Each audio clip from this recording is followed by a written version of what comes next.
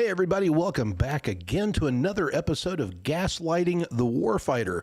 My name is Will Wisner. I'm the Executive Director here at the Grunt Foundation, and joining me today is my dear friend and one of my personal heroes, actually, former Missouri Senator Holly Thompson-Rader. So, Holly, welcome to our program today. We've got lots to talk about. You've been a very busy person.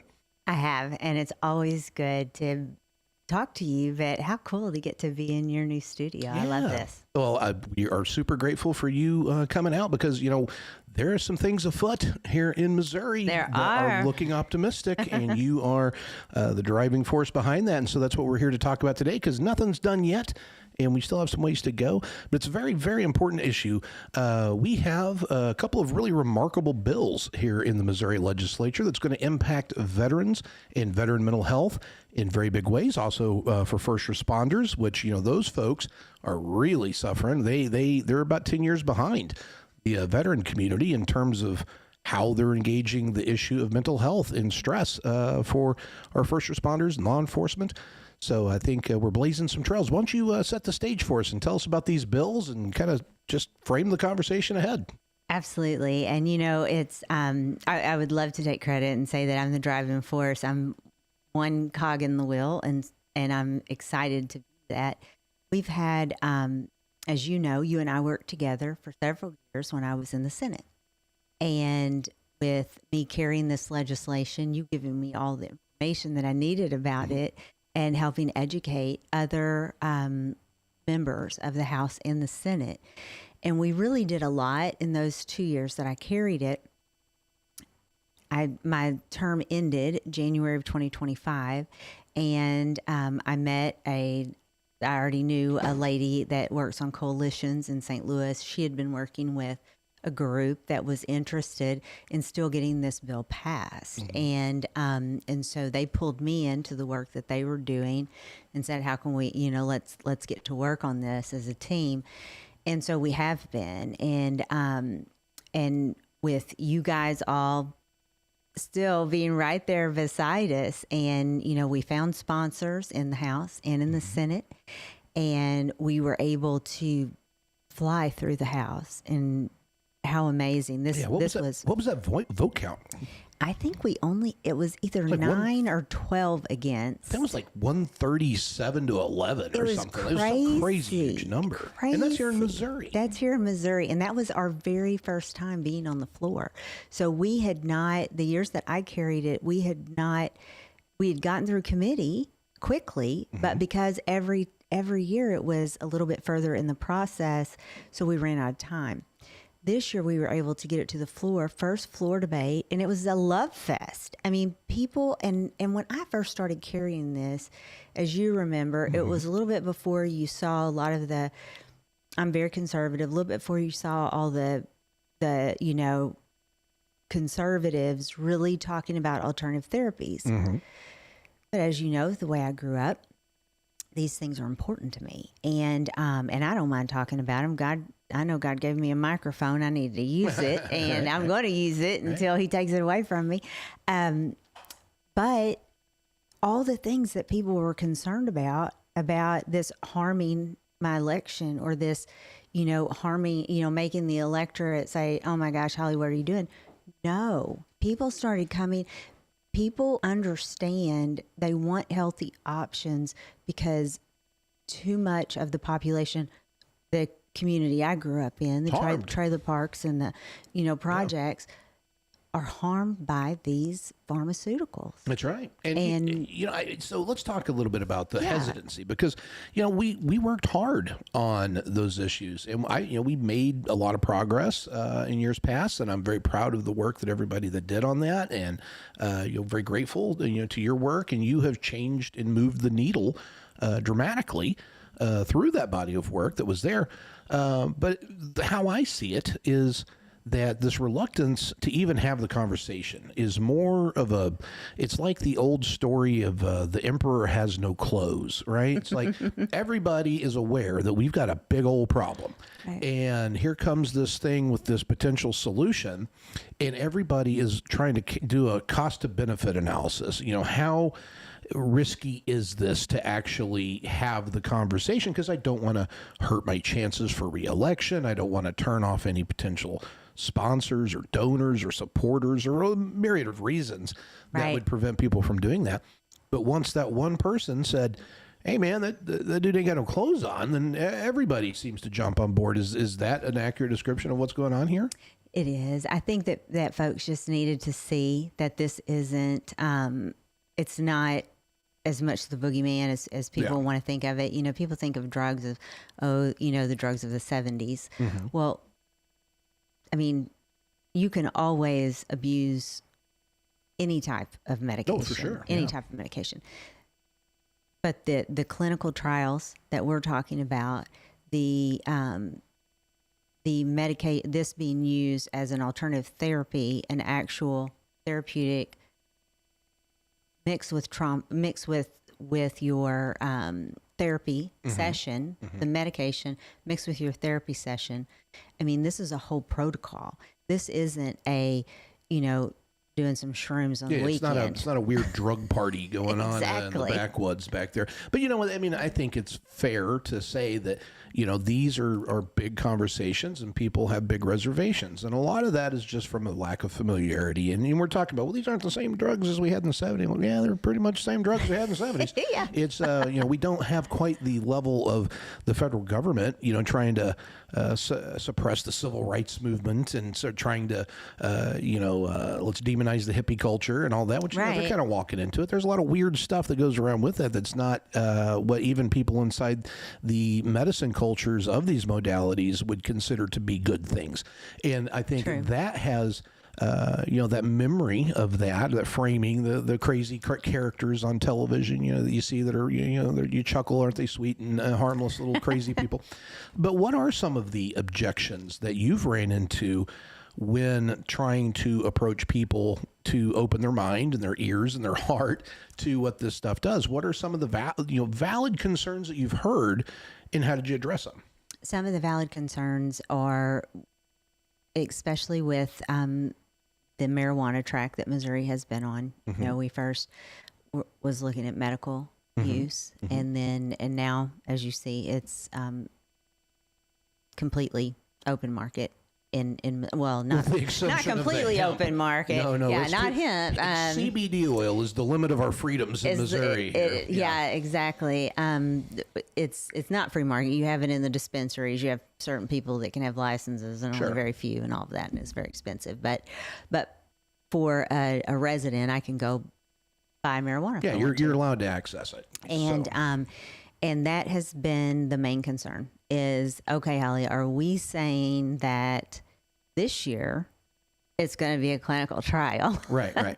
But next year... we're going to have big parties in the woods with all our hippie friends. What's it going to be? Right, yeah. And I think that's reasonable for people to be afraid of that. And that's the one I hear all the time. And when I'm talking to politicians and stuff in Jefferson City and around, and that's always the lead card that I get hit with was like, well, when we had that marijuana medical stuff here, and and then all of a sudden now you can do this and it's a slippery slope. And like, well, yeah, it is. And I think that's a valid concern, but let's really look at what we're talking about. The model that's being presented, we're not saying, hey, let's have drug parties in the woods with psychedelics. That's not at all what's going on. Here is this path, and this is how this lines out. And the response is generally, yeah, but that's how the medical marijuana stuff started out as well. And I think that's a perfectly valid, concern, and I don't think anybody is advocating for that. No, not at all. And this is, and we've been very, good at educating and making that point and showing how in other states how this has worked and how that it's looked. And honestly, it's not been a tough process as far as educating. This is probably the 5th year that this has been talked about in the Missouri legislature.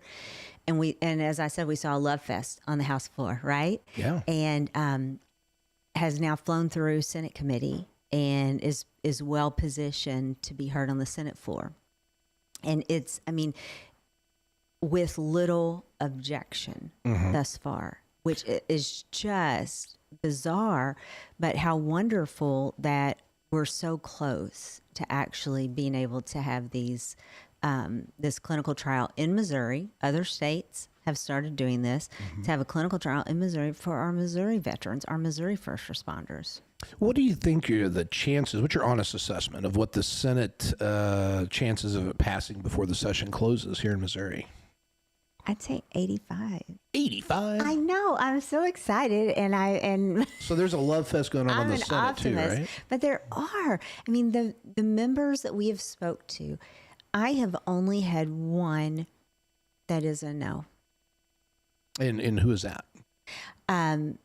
Senator Nicola. Oh, from Kansas City. Mm-hmm. Okay. And, and he heard the Ivy Game bill, which is a separate bill. He heard the Ivy Game bill came before them in committee, in Senate committee. Mm-hmm. And he had some really great questions. And he's a pastor out of Kansas City. He's a really good man. He has, knowledge of the drug culture from back in the 70s, early 80s. Totally irrelevant. And that's what he's concerned. That seems to be his concerns. Sure. Although he hasn't, I feel like his questions in committee were honest questions. I don't feel like they were, really trying to trip it up or whatever. Like, I feel like he was actually trying to become more educated on the issue. Mm-hmm. And I know several folks that have spoke to him directly. And so, I mean, he might be coming along. Oh, I'm not sure. Yeah. I'd love to have a sit down and talk with him, because I'm going to tell you something here, Holly. I would love for you to. I've been doing this gig a while now, talking to all these politicians and testifying and all that. And I'm going to tell you what grinds my gears in the process, if I have come to learn on how things happen legislatively. And it's worse they're all equally worse. I'm not a big fan of just the political process in general, because it's so frustrating. But, specifically I don't know how many trips I've made to Jefferson City to go talk about hemp and marijuana and psilocybin and ibogaine and on and on and on. But the part that just really gets under my skin is that a lot of the times the people that are bringing forward the bill, great people, they're trying to do good. They probably don't have an understanding of this. These are politicians part-time in Missouri. They're running a tire business. Not everybody has my background. Yeah. Right, exactly. So they're kind of coming in, with a big hurdle to jump. And, they're relying on information from experts that are helping them craft the bills and all that. Then when it goes into committee, the folks that are presenting the bill, they get, I don't know, I think on average, I did the math one time. I think I was figuring out about 11 minutes per politician. If there was 3 politicians that were kind of various versions of the same bill, this guy gets 11, this guy gets 11, we're going to 33 minutes, right? Okay. And then when they're asking the questions from the committee, because those folks don't know anything about this stuff either. No, I mean, it's such a weird, almost esoteric kind of a thing. Just who knows about this stuff really on that level? Yeah. They spend a lot of time talking to them. Those politicians say, "Oh, I really don't know about that too well. So I'm gonna leave that for the subject matter experts who's going to come up behind me." And after we go through multiple other politicians that are also saying, "I don't really know," we got to refer to the people behind me. When we finally get to those people, they always say, "We're really pressed on time. We're going to try to keep this under a minute. Please go." And then they'll stop you halfway and say, "Please state your name for the record." And we're out of time. Any questions? No? Yeah, you have this right. You have it nailed. How are these people being educated on anything that they're supposed to be voting on? I mean, this whole system just seems absurd. It's a tough system. And I was a member for 12 years, 8 in the House, 4 in the Senate. And I was someone who would reach out to those witnesses, to the folks that had come, because we do get their statements that are left behind. And I was someone who would call and have longer conversation. Yeah, that's what we need, more of that. And I don't know if you've had others do that or not, but it's hard. It's hard to have those conversations. And then I find when I have those conversations, and this isn't true, there's many, many wonderful people in our legislature. You were one of those people. I mean, we had lots of time together to really talk about things. There's some good people out there. And there's just other people that you cannot open their mind. You can't even begin to have the conversation. When we were doing this hemp stuff, and I'm not going to drop names on anybody, but I was sitting in offices and we're having conversations about what's your favorite brand of bourbon. And and we're going on these conversations about alcohol, and then we go into committee, and all of a sudden they're talking, like they're pearl clutching like Aunt B from Mayberry on CBD oil. I mean, it's just like there's such a wild disconnect on reality in these topics.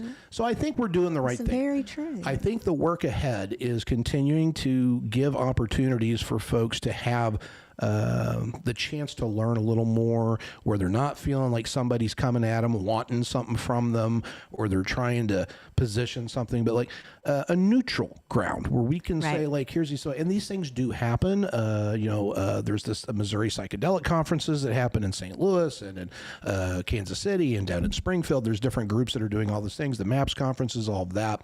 And that's just one issue. I mean, these politicians can't live in briefings across the year learning about all the different issues that seem to come before them. But I mean, if you were the puppet master of the world, how would you fix that problem? Yeah, I would have more education committees coming in, education caucuses coming in. When I first was elected, we were really good at doing that. We had, when it came to the major pieces of legislation that we knew were coming through, whether it was going to be school choice or whether it was going to be gun related or, what have you, we would have experts come in and actually do an hour or 2 hour meeting with all of the Republican House members or all of the Democrat House members. And so that gave us time with those subject matter experts to ask questions before the big fights started. That sounds like exactly. So what's the path to that? How do we do that? Because I'm down. I'll help however. Yeah, we got away from it, but there's still that ability. And I think, that's something you and I can certainly talk about because we could get one of those pulled together. It's nothing more than getting approval to use one of the conference rooms in the basement and getting an email out to all of the members and inviting them to come and chat about this, ask all the questions you want to ask. Because I think they will actually attend. I think the state level folks will attend. Where you go to D.C., we've put together back when we were doing the burn pit thing, with the PACT Act and stuff, we did multiple symposiums where we, had the room in the Capitol Rotunda, that's down in the visitor center. It's massive, right?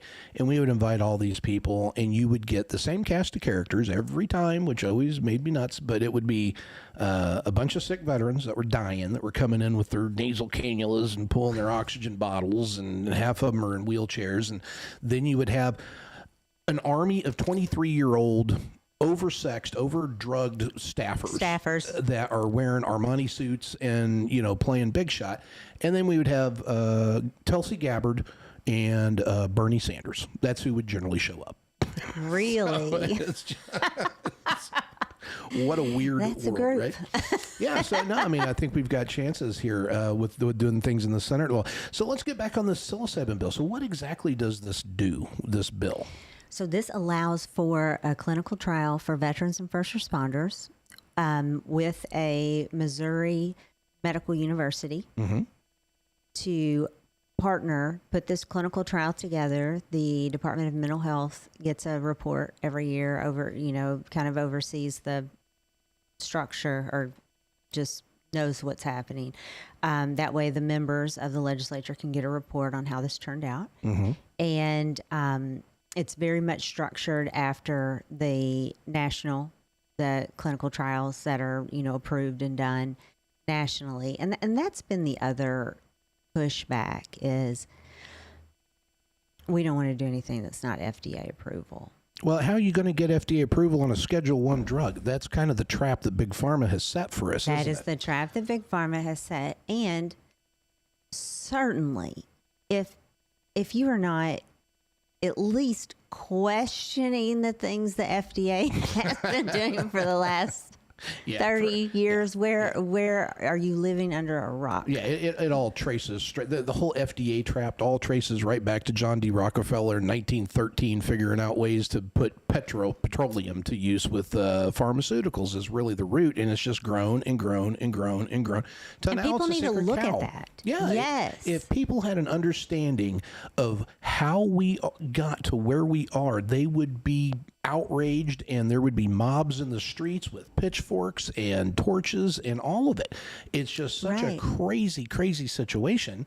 I don't know. That one's just going to kind of be out of control. But I am irritated with the FDA thing on that Schedule 1, because that's the trap, right? If the amount of money that's involved to do a research on a Schedule 1 drug is astronomical, and the bureaucratic hoops that you have to jump and all of the paperwork that has to be done.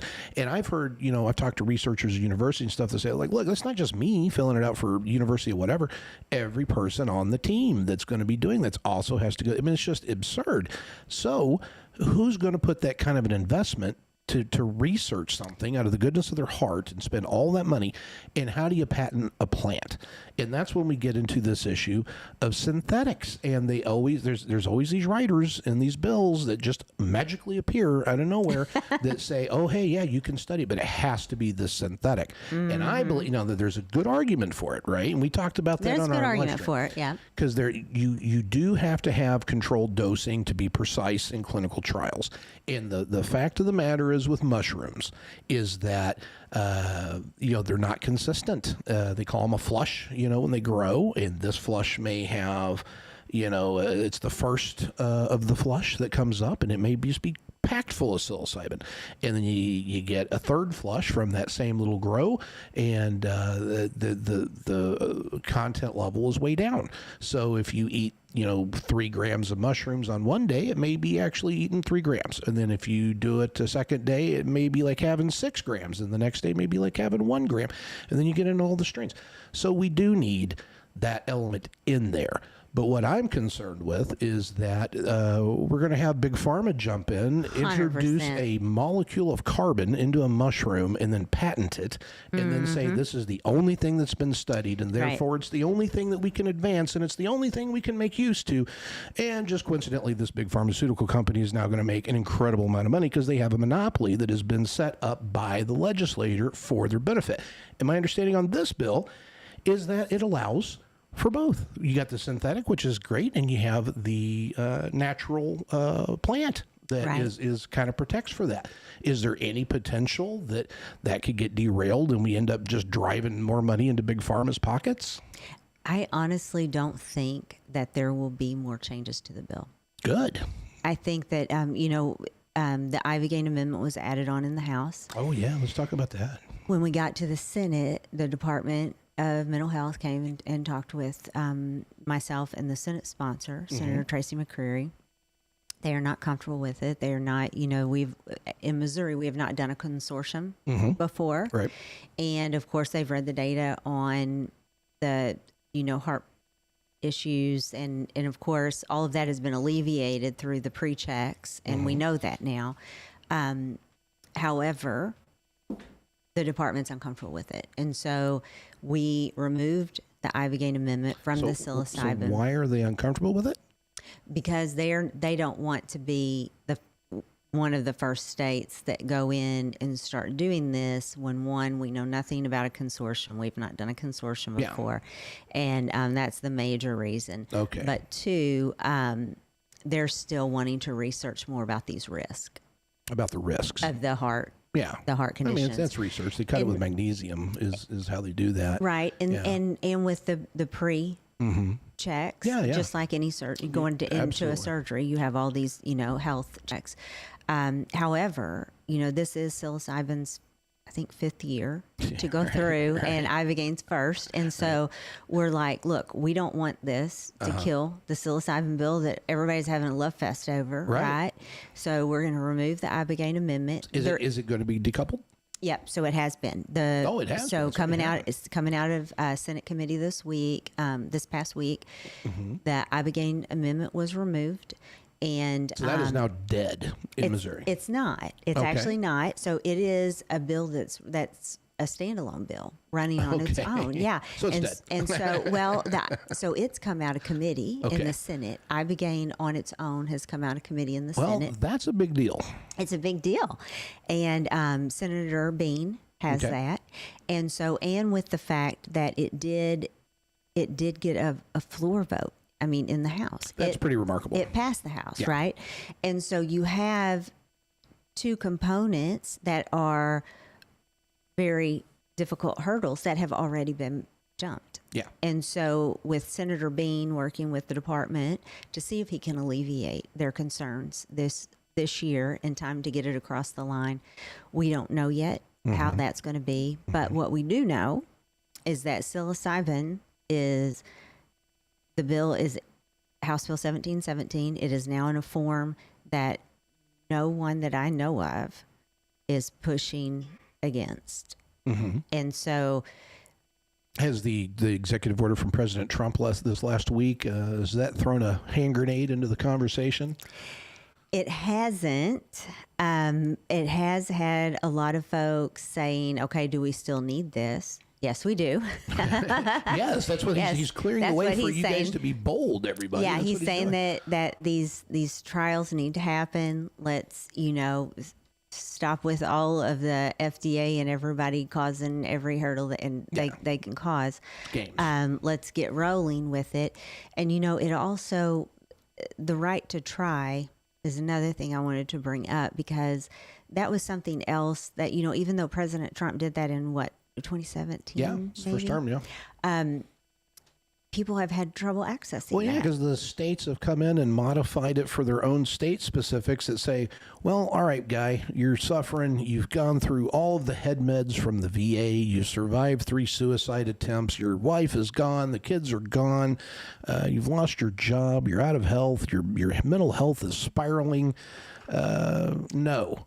Exactly. Yeah. Not in Missouri. Yeah, not in Missouri, because we want to learn more about the cardiotoxic effects on ibogaine that we already know about, and therefore we can't engage this. Yeah, it makes sense. I'd buy that.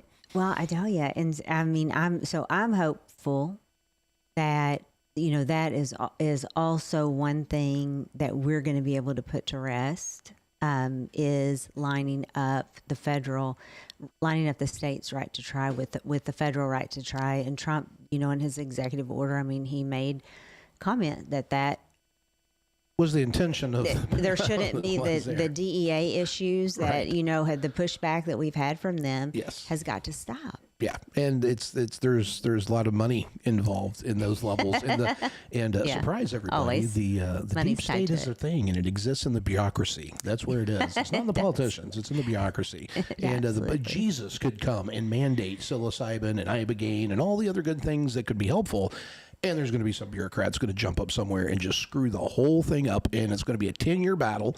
And right now, we are losing 22 to 44 veterans a day just from the military community. And I don't know what the stats are from the first responder community, but I bet it's not good. It's not good. And others, like these SSRIs, when one of their side effects is suicidal thoughts. You kill yourself, right?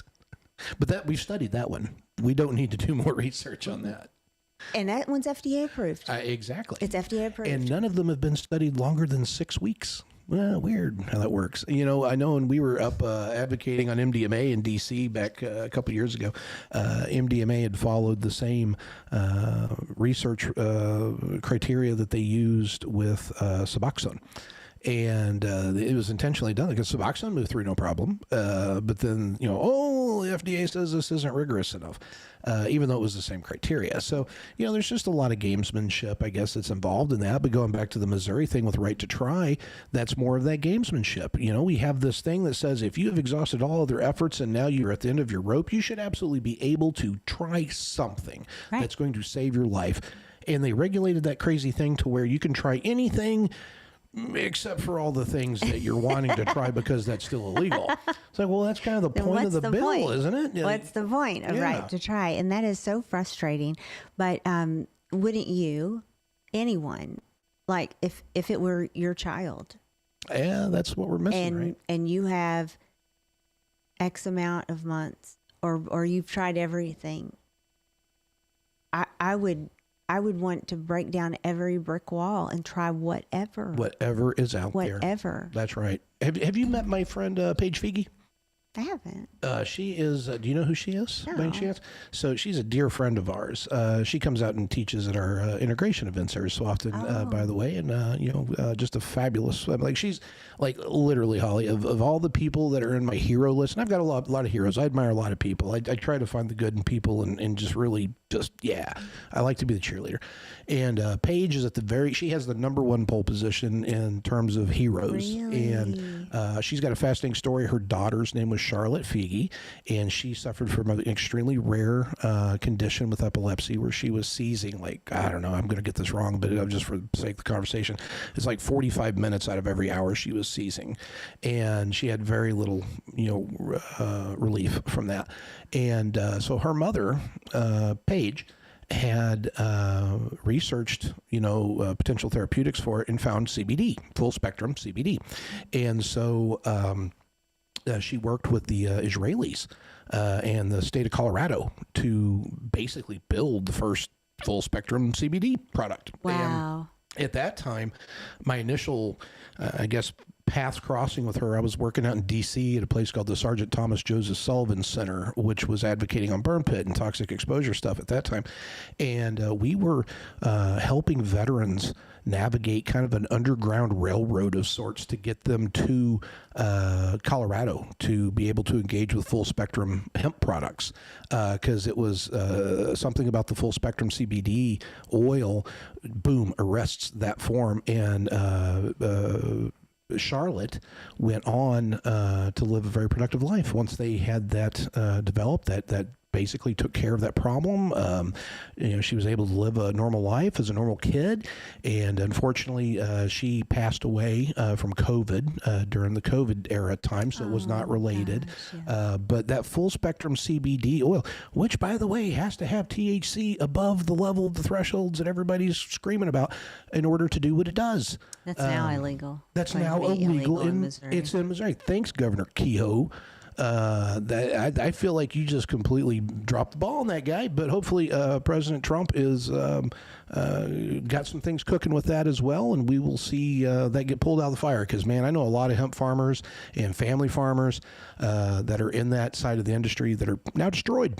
And, for guys like me, I desperately rely on full spectrum CBD for my condition that I have. I have an autoimmune disorder that's related to my heavy metal toxicity, and nothing touches it. And absent full spectrum CBD, I'm back to looking at opioids, and that's not where I want to go. And I know that seems like an extreme statement, but that's true, man. And there are tons of people just like me that rely on that. Right. We had so many reach out once, they found out what was happening.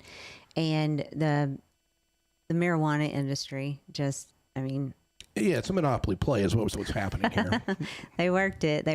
And, and there was certainly, there's bad actors in every industry, but, they kept bringing these, showing photos online or whatever, this bag of Skittles it's for the children. Supposedly hemp manufacturers or hemp, farmers were selling, so that it looks like a kid's candy, and it's like nobody's doing that. No, show us where that's at. Nobody has. You can't point to one store in Missouri and say, "Hey, go pick this off the shelf." No, it's not there. Lieutenant Governor Dan Patrick from Texas sent him over some B-reel footage of that. I'm sure because that was as nonsense in Texas as it is here. Really, and in Texas, vetoed, and so did Florida. Yeah, they sure did. And I think it just we just didn't get to Governor Kehoe the education and the information early enough. Well, he had to have been willingly blind at that point because there was a lot of people sending him letters, and I was one of them. And but that's the politics, and things will continue to play out as they're supposed to play out. But that one's a hard one to take, man. My parents are in their mid-80s now. They have found CBD, and I tell you what, my mom will die before she goes to a marijuana dispensary to buy CBD oil. Well, and honestly, because of the way that I understand it, and I'm not an attorney, and I'm haven't studied these cannabis laws to the T, so I could be wrong. But the way that I understand it is that in Missouri, the cannabis and the hemp, everything has to be grown in the state. That's right. And so the majority of the hemp products that people have been buying in Missouri are not grown here. And so even though they're saying, oh, you can just go to the dispensary and buy what you've needed, no, you're going to be relying on China. They're not going to be there. You're going to get distillate from China. It's not going to be there. It's if it can't be there, if it's not grown in Missouri, then it's not going to be there. So. Yeah, well, that's a whole other conversation. You and I should have off camera a little later. I'm feeling pretty good about it. I think we got some sunshine on the horizon, is what I'm hearing. So well, that's a conversation. But we want to keep talking about this stuff going on here, and I do want to give my dear friend Paige her due and tell you why she is my hero. Is because tell me a better example of a hero. That incredible woman's child was suffering unimaginably for years. And so she just went and created a product to cure her kid. Like, how amazing is that? And people, literally, she was putting people up in her house. In the time period I was talking about, it's around 2014, 2015, methylquine neurotoxicity was a huge problem. And that's this anti-malarial pill that they gave the military, and it goes in and it damages the limbic system in the brain. And so you have, it's a spectrum. There's like little things like you have bad dreams while you're taking it, and then it gets up to like kind of PTSD symptoms kind of in the mid-range, and then you get to the top range, and that's where you're like full-blown audio-visual hallucinations that you're locked into forever. Oh my gosh, I've not heard of this. Oh yeah, it's called methylquine neurotoxicity, and surprise, surprise, full-spectrum CBD does wonders for that.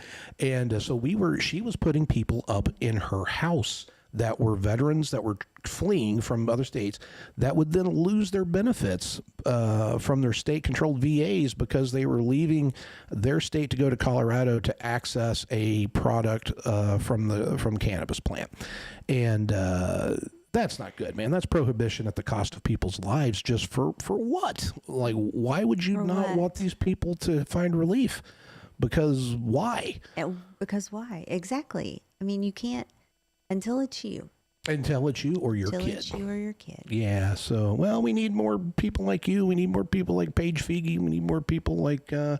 Yeah, I'm out there screaming. I don't know that I'm helpful, but you are. You are. But I loved how when the Missouri Medical Association testified right before you. Oh yeah, that was recent. Testified against the psilocybin bill and said, "Hey, just we're against anything that's not FDA approved." Yep. If he'd have left it at that, I'd have been fine. I could tell that it pained him to go up there and say this, knowing that the room was full of people who had lived experience. Yeah, that's got to be an awkward spot for that guy. Yeah, but he did his job, but you popped right up and did the point by point takedown. Well, that dude was talking. If he would have not said, "Oh, it's a tough pill to swallow," I would not have felt the need to get up and stomp his guts. But he did say it, and so I felt compelled. And it was something that needed to be said, man, because I'm not here for games, and that's one thing about our foundation. Every person here, with the very exception of a few people that are incredible patriots, but all of us, we're combat veterans. And we're all people that have been through the meat grinder, and we're all people that found our way back to healing on our own, and we had to kind of navigate the space as best we could and hope people that had already walked that path could kind of shepherd us along. And now we've got that obligation to pass that down. And in terms of our foundation, Grunt Style built something, pretty cool, and it's a cool organization. And so, it's an opportunity to use that really cool something for, really good things. And so we're not here for a job. I'm not here I don't give a damn about a pension or any of that stuff. I'm here to fight. And if there are things that we can make better for our community and save one life, I'm down. I will show up and I will run my mouth incessantly. That's all I can do now. I'm fat and old and slow and sick and all the other things. But that's what I can throw into the pot. So I'm glad. Thank you for seeing me. No, I mean, the work that y'all have done in D.C. and in the state and in Texas. I mean, it is, and I know many other places. Those are just the places I've gotten to see with my own eyes. It's incredible. And it's incredible that once you found something that worked for you, you didn't just go into life. You stayed in service to others. There's still guys to come home. We got to bring them all home. And it's not even our own personal struggles that we went through that I think adds fuel to that fire, Holly. I really think it's that, we don't want to go to any more funerals. And these are people we care about a lot. And then we're up here arguing about nonsense on, for the children, we can't have cartoon things on packaging, but you can buy your spiked Mountain Dew and your alcoholic popsicles and your Capri Suns and all those things that are spiked. That was the other thing, is it's like, look in the when you go to the Go to gas Walmart. station searching for the Skittles that aren't on the shelf, Right. please stop by the cooler Right. and see the Capri Sun looking thing, the juice exactly box looking thing.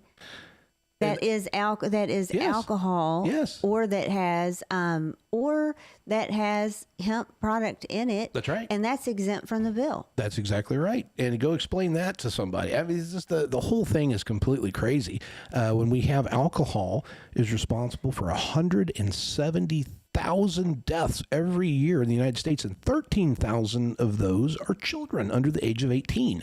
And you know how many people have ever died from hemp and marijuana or psilocybin? Zero. And, you know, with the cannabinoid issue, you know, that is a slow metabolizing thing in the body. And you know, when I was back to another testifying story. I was up in Jefferson City about 3 times ago that we were up there. And whoever it was making their point of somebody had gotten their kids gummies or something, and they just like overdosed on some, you know, they did 5 marijuanas, and, you know, it was comatose, you know, for 2 days before they came out of it. Well, but they came out of it because their body metabolized it. It's slow metabolizing because your body recognizes it as being beneficial because we have an endocannabinoid system and it's complementary. And your body is keeping it in your body longer to metabolize it because it reuses it at different instances because it's helpful. Whereas alcohol is poisonous and your body tries to expel it as fast as what it can. So, I mean, those are the little nuanced things that, you know, if we had more than 30 seconds when we're testifying at committee, we could try to explain to people. Yes, that would benefit members, legislators that are voting on something to be able to truly understand the full path. That's right. of this modality. That's right. And I mean, one of the folks that come in and testifies for the first responders every year, I feel like every year when every committee that he comes in, I feel like he has a new story of a friend that has died by suicide. Yeah. That's a lot of them that go every single day. And it's like, gosh, I mean, why do we have to still keep trying to prove why this is needed? Yeah. Well, it goes back to the programming of the 1970s when we're, you know, being force-fed on these things. But, you know, and we could really sum all this up in just a really pretty simple statement for these folks. And it's that old saying, you know, if you get 4 alcoholics together, they're going to start a fight. And if you get 4 stoners together, they're going to start a band. And that's what's going to happen. That's the truth. They need to understand that. That is the truth. And I don't want to miss out on having the opportunity. I haven't mentioned Senator Rick Bratton yet. Yeah, let's talk about Rick. He's a veteran. He's a veteran and was, you know, really wanted to help with this year. And so I appreciate him so much too. What we did is Senator Tracy McCreary from the St. Louis East, you know, of east side of Missouri, Democrat. Yep. And Senator Rick Bratton, one of the most conservative members of the body in the Senate, from west side of the state, Marine. Those two came together, and both of them filing and carrying this legislation to show this is bipartisan. It has nothing to do with Democrat, Republican. It has nothing to do with what side of the state that you're on. This is about helping the men and women who are taking care of us. That's right. And it should be as simple as that. It should be as simple as that. And it should be, and certainly for all of us who believe in the work that President Trump is doing. This is one of the things, and I love Secretary Kennedy. Like, I'm all about some Maha movement and have been. And he knows. He knows. And when he first started running for president, I was like, man, that was hard for me because it's like, man, I like Trump and I like Kennedy. But those two together are seeing what the United States has been missing out on when it comes to our health. Yes. We are sick. We are the most established country, but we are sicker than everyone else. Well, because we have regulations that are forcing us to eat poison. Exactly. Yes. Exactly. And to have them saying that from the White House is is just powerful. It's powerful. And the FDA, everyone that he's instructing, the DEA, to get on board with this. That's right. I think over the next few months, we're gonna start to see some. Secretary Kennedy's already made some turning of the tide. That's right. But I think those two together really hitting on this, we're going to start seeing some major changes. It's already happening. It's already happening. Just these EOs in general that have been going, for the last couple months. Well, back to December. We were out in the White House in December when he rescheduled it down to 3. That's right. And so I'm feeling very optimistic on that. I just don't enjoy the ride that goes along with it of watching the sausage all get made. But Kennedy's fantastic, and his son, he speaks very beautifully about how ayahuasca saved his son. Yes, and, I had not just recently. Had I listened to a podcast that had him on it talking about that. Yeah, I mean, we need more of that type of stories and honesty. Yes, honesty. Mm-hmm. Let's say that 3 more times. Yes. Honesty. So. When I was elected, and my backstory, and I grew up in drug addiction and all of that, and then my kids grew up in church. Mm-hmm. My daughter became addicted and spent 13 years in deep addiction, and she's the best mama I know now. She's 11 years away from it, out of it. But I was never afraid to talk about that when I was elected, because everyone in my communities that I came from, that's what we're talking about at the dinner table. That's what we're struggling with. We're the ones laying awake at night, not knowing where our children are. Our heart's broken because we're raising our grandchildren, and our kids have gotten off into the pharmaceuticals. That's right. And so those are the things I started talking about. And folks warned me, and they're like, Holly, are you sure you want to tell these stories? And I'm like, as I said before, God gave me a microphone. I'm going to use it while I got it. I mean, right. It's crazy that I landed in the legislature to start with. Yeah. But that is what people needed to hear. I didn't lose 1 vote. I gained votes. That is what people needed, somebody who would... Yes. There are so many people from all walks of life who understand that, but people hide it because they don't want to say that their cheerleading daughter overdosed in the bathroom at McDonald's. That's exactly right. But that's what we need to. We need to be saying help. We need to be saying this is the problem. Help us find a solution. And the more people that come out and start talking about that from all walks of life, the honesty, the more we can get to these better outcomes faster. It goes back to the emperor has no clothes. Everybody's just holding their breath, and nobody's got the gumption to say, hey man, this is a problem. And I understand it because it's impacted my family. My daughter is that cheerleader in that bathroom that overdosed on fentanyl or whatever it may have been. And it's, nobody's immune to problems.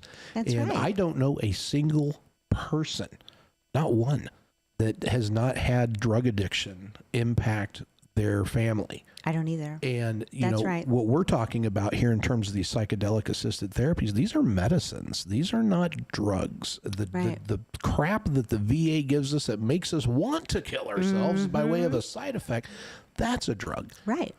That's right. And when you look at, we didn't talk about what psilocybin is. So far we know that it helps with substance use disorder. It helps folks with opioid addiction not have opioid addiction. It helps PTS. That's right. Recently, what was it, just a few weeks ago, reports started coming out from a study that it is better for smoking cessation than the patches. Yeah. It is, the list goes on and on. Long-term chronic depression, untreatable depression. That's right. Like these are things that can be cured. That your brain can actually heal. Yeah, and through all of time, human beings have understood this, and it's not until we got too smart for our own good, and which was could make money off it. Obviously driven by the John D. Rockefellers, who's incentivizing the advent of these pills, that we became too smart for our own good, and I think we've placed a lot of these things ahead of God. And the common element, I'll tell you, from my own personal experience, and I went through it myself, I've experienced it myself, so I'm talking firsthand, and pretty much everybody I know that has gone down this same path that I've gone down in terms of the healing. It's the mystical experience and the connection to divinity is what really is a big takeaway. And that manifests in many different ways for many different people. It generally shows up in whatever alignment to your own personal belief structure that you have is kind of how that kind of God helps talks you let to down you. all of your Yes, and you know, walls. we all go in angry at God. We've got an episode dropping on our radio show that we do on Sundays here on 93.3 on Real Talk Radio. It's a conservative talk station here in St. Louis, and we had Mr. Tommy Aceto on that will be our guest for Sunday, and he's a Navy SEAL, and you know he I'm using his because it's the most fresh in my mind. Not that his is any bigger or worse than anybody else's, but you know, he talks about the chip that he had on his shoulder over God, and that's where I was, and that's where I think all of us are. And you know, some of these modalities, when you're going through them, it gives you a chance to, you know, really examine that and explore, you know, why do I have this chip on my shoulder? And you end up coming out of it the other side with this whole other understanding. And you know, God rates pretty high on your list of important things when you come out of those kinds of experiences. And that's beneficial. I wish everybody were so lucky to be able to experience what that's like. But here we are, and we're doing the good work. So who are the champions, Holly? Who's the heroes of the day on this effort in Missouri right now? Richard West, Representative Richard West. He filed it last year, filed it this year, and really has been incredible in getting this through the House. Representative Matthew Overcast is the other one that's been helping, and filed it also, and I believe filed it last year also, and then Senator Tracy McCreary and Senator Rick Bratton, and I mean, it's been phenomenal seeing, you know, across the aisle. Yeah. People from all walks of life wanting to testify in favor. Yeah. And even the ones who have who voted against, a couple of them still testified that, you know, it wasn't because they don't believe in this or because they don't think that they just wanted to know more about it. They just weren't sure. I mean, our members, those four, have done an exceptional job of educating and getting their colleagues to where they need to be for us to get this across the line. I see. So what, if anything, can be done going forward to advocate for veterans' rights to access this under the right to try as was originally intended versus where we are now versus any other pathway that we see other than what is currently going on? Is there other avenues of approach to this that you think are viable? You know, this is a bit unorthodox, but you know me. I think calling the State Department of Mental Health and saying, hey, I want to tell you my story, and sending emails to them also. You know, members, certainly your member in the Missouri legislature, your state senator, your state representative needs to know your story. Yeah. They need to know your story. They need to know who you are. And that means you have to reach out to them and tell them your story. You have to reach out to them and give them a call. And if they don't call you back the first time, you keep calling, and they will. They will, because you think about the thousands of people they have in their district. But you have to stay on it and keep engaging. Not everybody can go to Jefferson City. You know, I'm from Saxton. It's a haul for my people to come up to Jefferson City. It's 4 hours, but you can pick up the phone. You can email. You can reach out to your member when they're in the district. You know, you elect somebody from around your area. And so, but you need to get your story out. And again, I tell all my own dirty laundry. You know, I'm not perfect. God didn't make a perfect girl in me. And so I haven't met one yet. I haven't either. And I always tease about that because it's like, I never expected my children to be perfect. They come from a spirited mother. I mean, they're all spirited. So, but we do the best we can, and we're honest, you know, and that's what people need to do. Don't be ashamed of your story. Be proud of it and the things that you've overcome. But you need to let your representative and senator know that so that they can vote on your behalf. That's fantastic. I agree. And nobody is worth their salt if they haven't struggled and That's right. had that adversity, because that's what defines your character, man. You can't have bravery and courage if you don't have fear and terror. That's true. They go together. Gold goes into the fire. Right. So, Holly, as we're wrapping up here, what's next for you? Are you? Is there any runs at political office on whatever level, whether it's state or federal, in your future, or what's things looking like?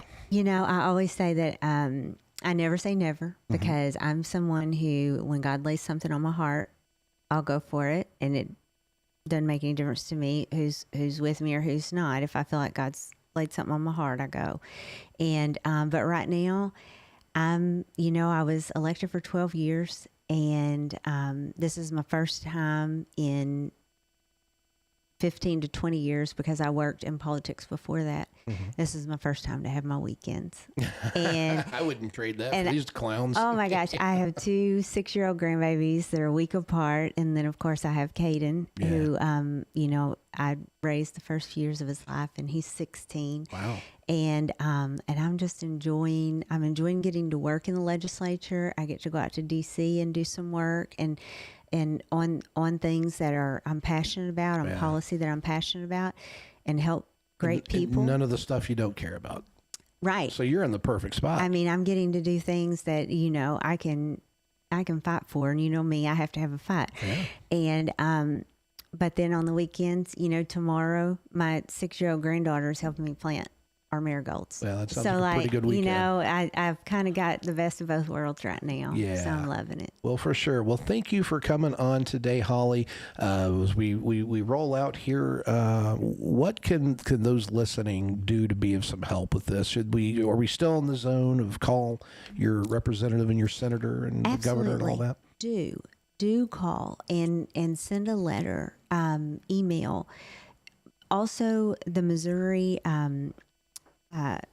Health Coalition is Modern Health Coalition on social media. Dina Ladd is a lady that I've been working with. She's been running that coalition. She's putting a lot of great information on that social media and getting that information out. Share that, get on there and make sure that anytime we share something, of course, that engages the people who like us on social media. Yeah. So be sure that you're helping to share that, because education is the way we get this passed. Yeah, unfortunately, it's what's going to come down to on all these things. We have right? to educate. We have to educate. And if you know the governor, you can call him and educate him too. He's been, very positive. We had Trey Warren. Yep, Trey's great. Former Top Gun pilot, veteran. And he had the opportunity he was visiting in the Capitol. He had the opportunity to tell the governor his story. The governor, a few days later, was telling me about meeting Trey. Yeah. And so, it makes an impression. Yeah, and Trey is legit. He's a good Trey guy. Ain't scared of shit. He ain't. He's rode that brigade. He's down to save some lives. Yeah, he's an amazing man. I'm very, very proud to call him my friend. He's a good dude. Yeah. He's done a great job and has certainly helped with the effort that, Dina and I have just tried to get different people before different members of the body, where one person might be a great person to go in and speak to one representative. Well, you might need to find somebody else that has some things in common with a different representative. People take things differently from different folks. You find somebody that's in their lane. Yeah. And so be sure you're reaching out to your legislator. They need to know your story. That's right. That it helps. It's like the more calls the politicians get from their constituents, the more legitimate they have to take it. And there definitely is an element where politicians are, I'm here to represent you, but it's basically going to be all my weird biases. Everything is through my religion. It's going to be through my background. It's going to be, that stuff's the thing. So it takes those phone calls to remind them that they're not there to carry out the will of their dogma or their whatever they subscribe to. They're there to represent the people of their area and their community. And people have stories that inform those decisions. And so, that's a beautiful 100%. Takeaway. They get out there and tell your story, everybody. Let these people know. Be real with them. Let them see into those shadows of your lives or things that we don't talk about, because that may save somebody else's life or may save somebody from having to go down the road that maybe you went down. And so that's important. Well, where can people find you, Holly? I know you got a lot going. You got a book. You got all these things. Let's make sure we talk about that real fast. Oh, yeah. My memoir, I got a book deal. I'm a writer. I love to write. Yeah. And my memoir, Cinder Girl, Cinder Girl by Holly Thompson Rader. And I talk about mental health and the struggles and all the things of God gave me quite a colorful life, and I share that in the book, and it has really been helpful. I've had many legislators tell me, God had told me I needed to put a face to these struggles, so that my colleagues in the legislature had someone that they could put a face to it, had someone that they could understand. That they didn't know what they didn't know. They hadn't walked through the same things that I had. And so I couldn't blame them for something that they'd never been exposed to. Yeah. I needed to educate them and show them some of the things that happen when kids grow up like I did. And so that's in my book. And I've gotten a lot of great reviews. People have loved it. But Cinder Girl, Holly Thompson Rader. And then you can find me on social media, Holly Thompson Rader. It's REHDER. And, I try to share a lot of the things when it comes to these alternative therapies. Just being healthy as a 56-year-old woman, that works out and tries to keep my brain healthy and keep my body functioning. And, when it comes to women going through menopause, like, I don't care what we talk about. I talk about everything on my social media because, again, we have a microphone. Let's use it. That's right. Let's help others to have a more healthy, happy lifestyle, and to be able to enjoy planting flowers with their grandkids in the front yard. Well, words of wisdom from Holly Thompson Rader, everybody. You can find her again on her social media, her book, Cinder Girl. I definitely recommend that. Holly has an important message to share, and she is one of the most powerful voices here in Missouri, for sure, and beyond our borders. Doing the good work and fighting the good fight. So, Holly, thanks for coming on again today. I absolutely adore you. You are one of my favorite people. Anytime you need anything, I'm down to clown. I started saying I always call you. And it's such an honor to get to work with you and to get to work with Grunt Style. And it's been, I'm a gun enthusiast. It's been seriously cool. Well, let's go. I know some places and I know some people. Let's go do some cool stuff. I got some contacts. We can go blow up shit. So I like that. So yeah. It'll be a good time. All right, everybody. Check us out on gruntstylefoundation.org. If you like this podcast, please support our work by making a donation over there at our donate page, gruntstylefoundation.org. You can follow us here at the Gaslighting the Warfighter, which is our advocacy podcast. Also, you can find us on our Triangular Compass podcast, where we present different alternative healing modalities. We've done everything from beekeeping to horse equine therapy to cold plunges, Japanese incense ceremonies, and of course psychedelics. They're in the mix as well. And we're very proud of that work, and it's very interesting work, and hopefully it inspires somebody to get up off the couch and find something that motivates them to find their own path up the mountain, because at the end of the day, only you can heal you. No one's coming to save you. No one's going to do it for you. Right. But we will be happy to help you along the way if that's something that's beneficial. So until next time, everybody, this Will Wisner at the Grunt Style Foundation, and we will see you next time. So stay waxy, everybody.